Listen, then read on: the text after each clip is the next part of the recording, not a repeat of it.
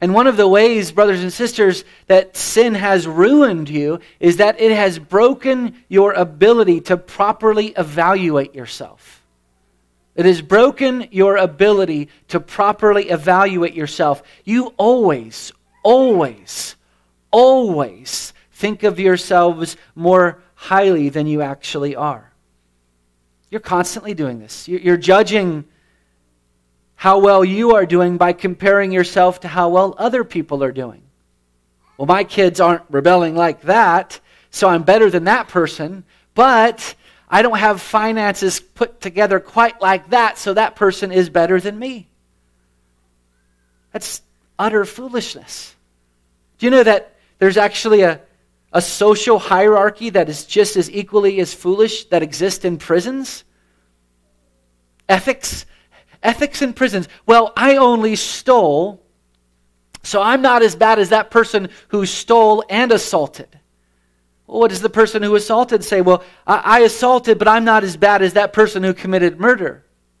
Well, I murdered, but I'm not as bad as that person who raped and murdered. And here's the problem, what they're all blind to is that they're all in prison. And some of you right now are probably saying, well, at least I'm not in prison. Your congregation, that's one of the primary ways that your heart deceives you. Jeremiah 17:9 says that the heart is deceitful above all things and desperately sick. Who can understand it? Some of you have lost your awe in the gospel because you have forgotten what type of wretch, worm, losing failure that you are. And I promise you, I am only underspeaking how bad you are. If God created hell for sinners, do you think I could actually describe how wretched you and I are? The gospel is always boring to people who think that they are good. Examine your heart.